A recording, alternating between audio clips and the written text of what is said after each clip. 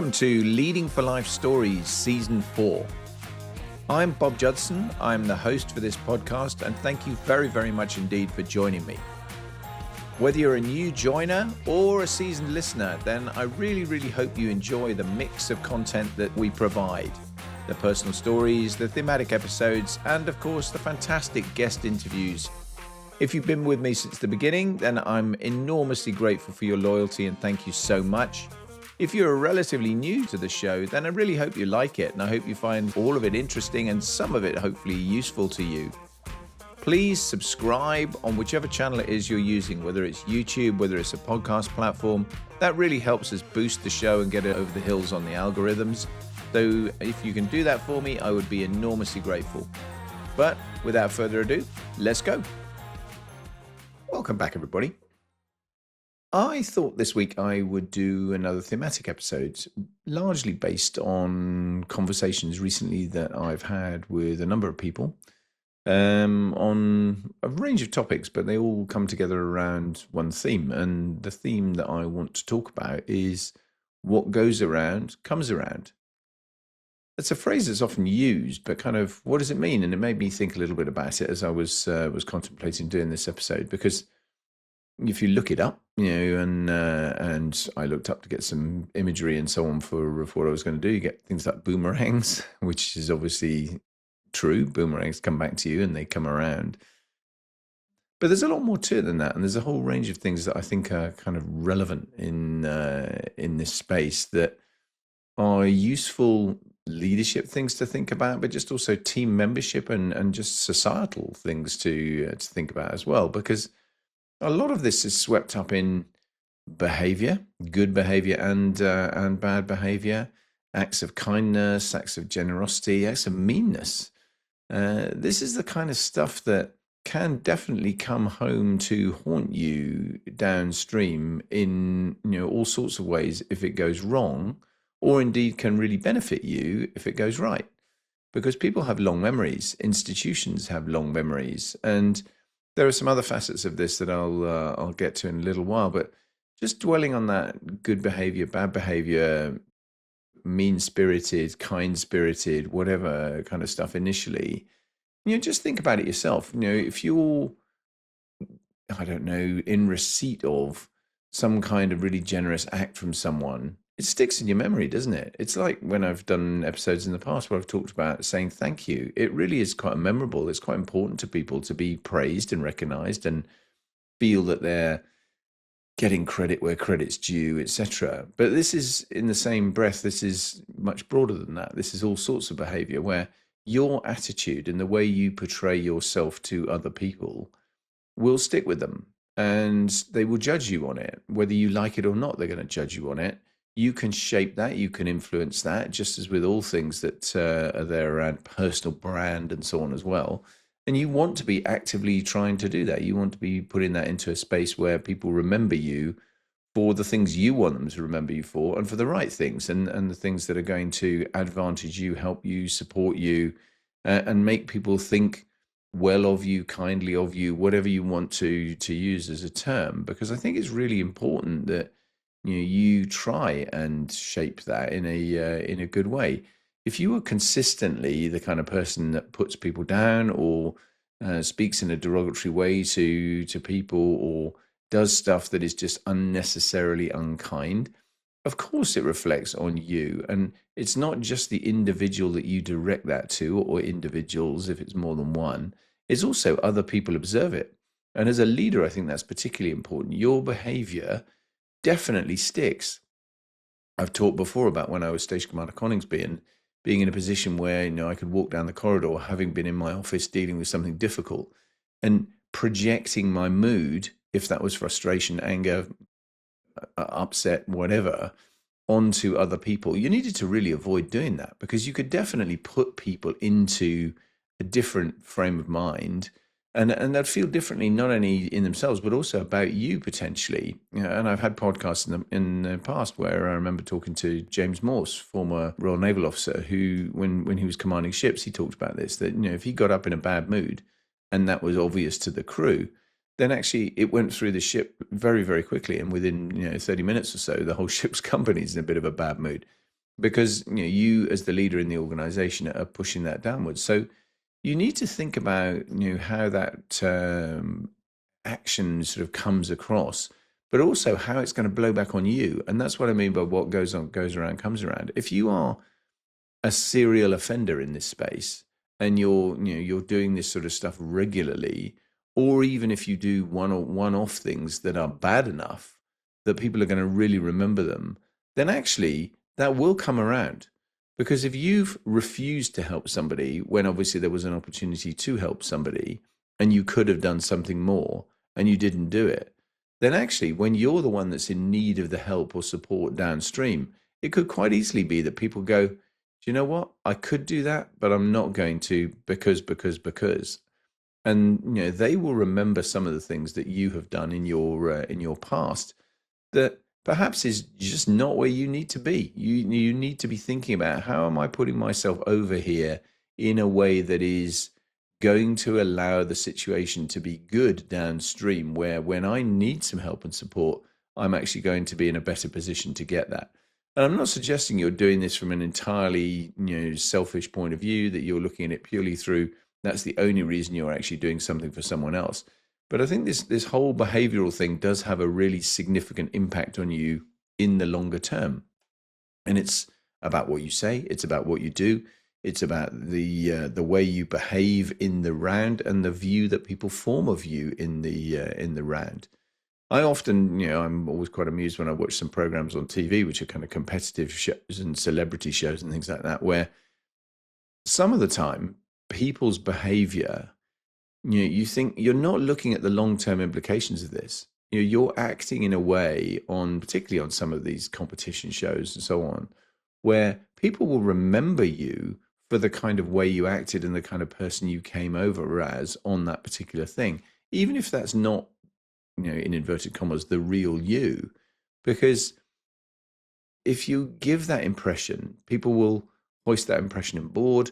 They will then turn around and think, okay, that is actually the way you are. And, you're a really lovely person, or you're not a really lovely person. And that can definitely influence the way people act and look at you, offer you opportunities, offer you help, engage you for support, come to you for feedback, look at you for advice and general kind of help and well-being. So try hard to think about, what am I actually going to do that's going to come around in a good way for me? Because I think your behavior does matter in that space. I think you absolutely need to be thinking about what you say, what you do, how you act, and just basically be cognizant of it, I suppose, in a large way. I know I'm guilty of this myself on many occasions, particularly in my personal life. There are things which happen and that I do, and that I think that really wasn't clever. I should have handled that differently.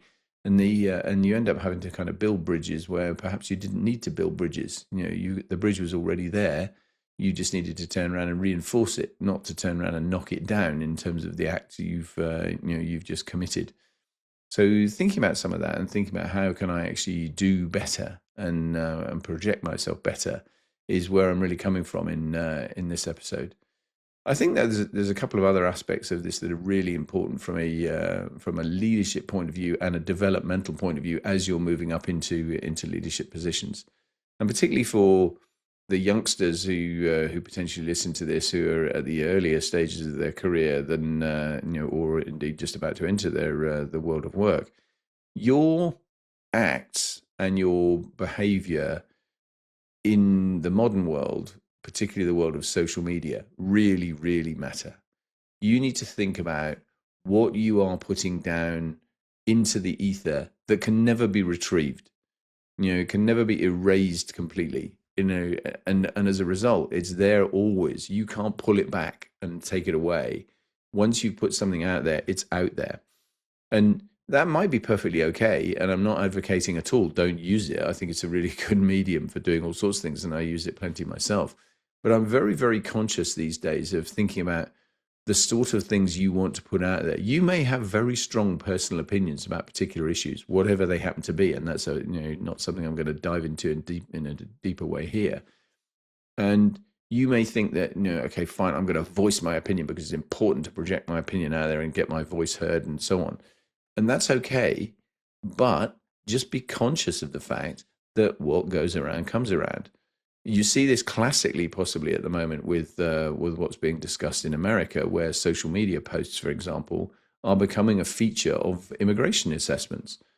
People are looking for visas, they're looking for actually entry into the United States, then actually their social media accounts are being reviewed and looking for the language they've used, the kind of things they've posted, et cetera, et cetera. I mean, you can have a whole separate discussion about the rights and wrongs of that, but it's not important for this conversation. The point is, people do think like that and act like that. And the first thing that people are going to do if they're having a conversation with you as a potential client, as a potential supplier, as a potential whatever, is they'll look you up. And in today's world, the things they can look up matter. So if you're very active on any of the social media platforms, be it LinkedIn, Facebook, Snapchat, TikTok, X, whatever it happens to be, just be very aware that what you're putting out there, is gone forever. And you see this in the news, that people are harvesting stuff from years back and making stuff from it that is potentially very unhelpful. And if you can make stuff that is very helpful to you and builds your portfolio, builds your character, builds your kind of esteem and your brand, well, wonderful. That's what you want to be looking to do.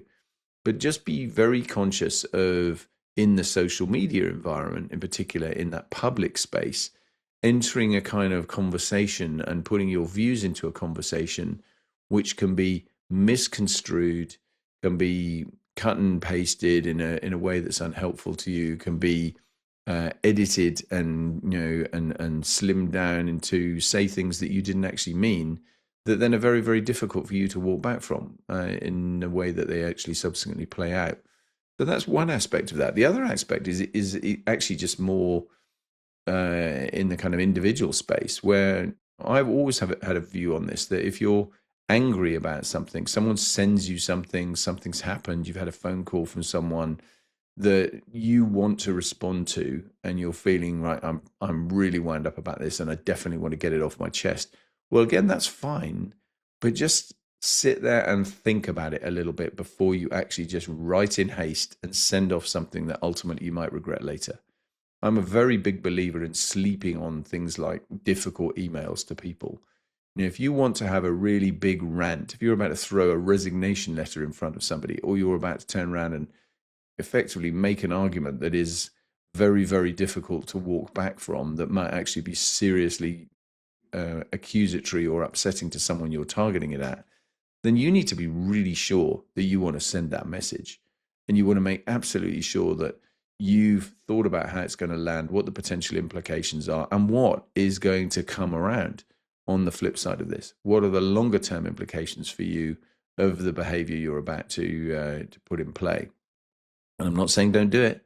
What I'm saying is think about it, sleep on it, cogitate it yourself, but also potentially take some advice from somebody else. Might actually be a helpful way to do it before you actually turn around and just basically type your rant of an email and send it off, or launch something off into the social media space that actually you can then regret later on, or have a phone conversation or a face-to-face conversation that you really, really subsequently wish you hadn't had, and you wish you hadn't handled it in the way you did. Just a bit of preparation in that space to try and avoid the kind of longer term kickback from this that is potentially really not very helpful. And the other point that I was going to make that's related to it is about walking away from things ultimately when you're either leaving relationships or leaving companies, and I'm talking professional or personal in this space. Don't close doors you don't need to close. If you are going to have to walk away from something, and that inevitably involves some sort of closure, probably fine. But if you're closing a door, try not to weld it shut on the way out. Try not to destroy the drawbridge to the castle that you might actually want to go back in over at some point, because you never know. You never know what's going to happen downstream in terms of individual relationships, be they personal, professional, whether it's a work thing in terms of a client relationship, whether it's a company you're working for, etc. The more you can look at preserving your relationships in the best way you can, even if in the moment you were actually very frustrated, very angry, not feeling at all as though you want to preserve it, not feeling like there's any prospect you're ever going to return to it. Actually, it's the prudent thing to do to turn around and minimize the kind of damage that you create on the way out. And if you think about that logically, what do you gain from creating mayhem as you walk out the door, leaving a company, and in doing so, throw all sorts of toys out of your cot about the things that have happened to you while you're there in a public domain that make it very, very difficult for that organization to ever contemplate having you back again? Do you really gain from that? I'm not sure you do. I think it's something that maybe occasionally is appropriate. I don't disagree with that. I mean, it may well be that if something's happened to you that is extremely poor behavior and needs to be properly addressed and properly sorted out, then yeah, fine. There's a time and a place for doing that. So I'm certainly not saying never ever do it, but think very, very carefully before you do, because all too often I think in a fit of pique we literally throw our teddy out of the cot and get upset about something that actually you really probably could have handled it slightly differently, in a slightly softer way, in a slightly easier way that avoids you being in a position where you've torched something that you didn't need to. The scorched earth policy on the way out of way out of anything is probably not the right approach on 99.9% of occasions. There may be the 0.1 that actually it is, and that's fair enough. But but I just say, do really, really think about that. So just looping back on all of this, go back to where we are, going around, what goes around comes around. And it really does. I think there is an element of you get back what you have put out there. You reap what you sow. If you have turned around and built over years or longer than years, a series of really positive impressions about yourself, you've set yourself up with a tremendous track record of success. You've set yourself up with a tremendous track record of relationship building and maintenance, etc. And people like you, they want to work for you, they feel you're the right kind of person to support them. They come to you time and again for advice and all the rest of it. Wonderful. That's where you probably want to try and get yourself to. If, on the other hand, you are in a position where you're not like that, you do tend to be too blunt, too hard, too black and white about the way you actually handle issues, that constantly doesn't necessarily alienate all the people, but it's going to alienate a lot of people. That will come around to bite you ultimately, because people talk, organizations talk, they exchange views. You can't keep some of this stuff quiet. A bit like my comment about social media. Once it's out there, it's out there. So just think about the things you do, the actions you take, the behaviors you exhibit, the kind of relationship between kind things and mean things. What are you saying? What are you doing? How are you helping yourself ultimately in terms of building yourself up to be a better person by displaying the right kind of behaviors that actually are going to reflect back on you when it all comes back around and circles back onto you downstream? And just be really aware of that judgment thing. People will judge you.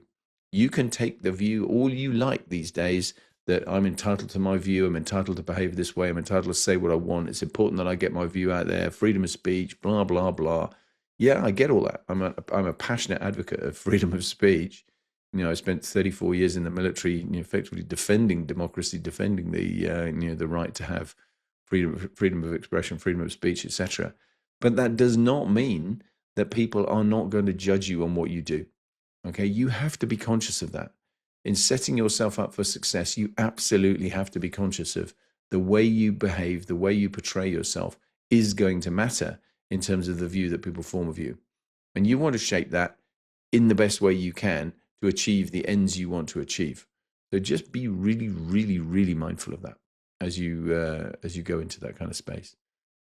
I don't want to say too much more. I wanted to keep this one quite crisp anyway, and just let you have some thoughts on that, because I think it is something that, as I reflect on it in today's world particularly, is increasingly important. I think we've gone away from a world where 30, 40 years ago, you could probably get away with more than you do now because stuff would be forgotten. There's a great old expression that, today's headlines are tomorrow's chip paper. in terms of the newspaper, that, stuff will be out there and then it will be, it was gone. That's no longer the case. Everything today is recoverable, retrievable, reviewable. And that matters to you individually, collectively, corporately. It really does make a difference.